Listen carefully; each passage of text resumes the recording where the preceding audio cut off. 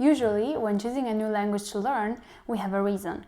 So maybe we like the culture behind it, or maybe we like a movie that is in that language and we got passionate about it, or maybe we just like the way it sounds. But if you don't have a reason and you're just looking for a new language to learn, maybe you might be wondering which one will be easier for you and which one will be harder. So what is the hardest language to learn? Well, there isn't just one answer. It really depends on who you are and what your native language is. So if you want to find out what the easiest or hardest language for you to learn is, or maybe you have already picked a language and you want to know how hard is it going to be and how long is it going to take for you to learn that, follow these 3 steps and you'll know.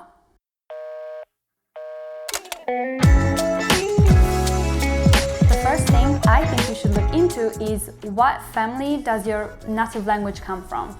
For example, speaking from experience, my native language is Italian, so it's a Romance language. So expanding from that, I know that the easiest languages for me to learn will be all the Romance languages. So Spanish or French will probably be a little bit easier for me to learn than the ones that are not Romance.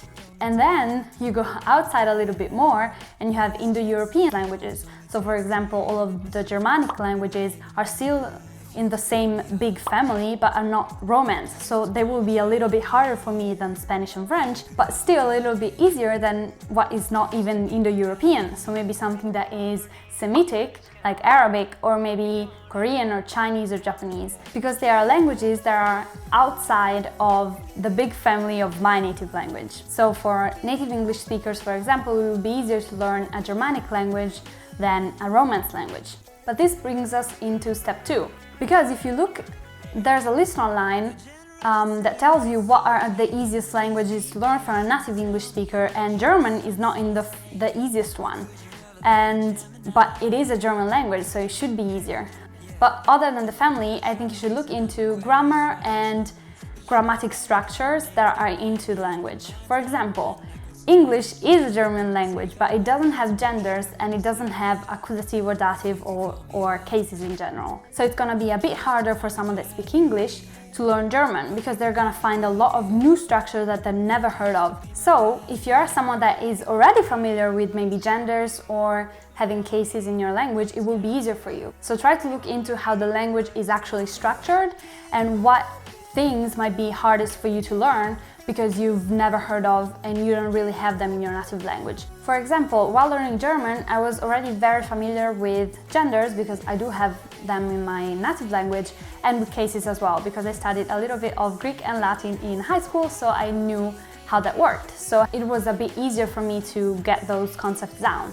That doesn't mean that you're going to be great at the language. I'm still struggling with my German, but it does mean that you won't have to struggle too much to get familiar with those. But if it will be too hard for you to learn them, even if you don't have them in your native language, it just means that you might have to work a little bit harder to learn new concepts and get familiar with them.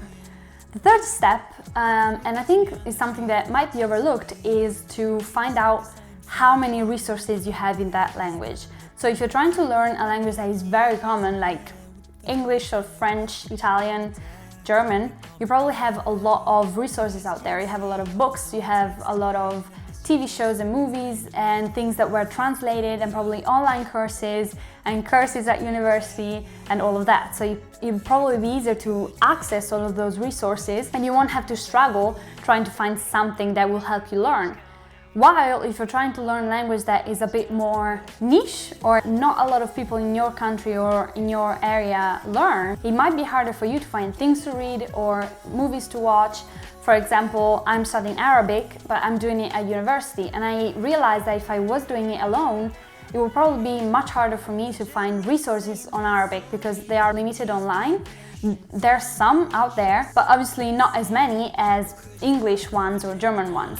So I think you should keep in mind that if you're trying to choose what language to learn, because it might be way harder to learn a language if you don't have enough materials to learn it on. And I think this last point is actually very important, because a big part of studying a language is to get immersed in the culture, or at least trying to. So listening to music and watching movies and reading books and all of that, which is actually what's going to help you get familiar with the language and become fluent if you want to. So keep that in mind. Obviously, Some people might want to have an easier time with learning a language, some people might like the challenge, so just pick whatever you think you will enjoy the most. And these are just tips to help you having an idea before you go into learning the language. And if you're interested in more tips about languages and learning a foreign language and some linguistics as well, you can subscribe to my channel, and I will see you in the next videos.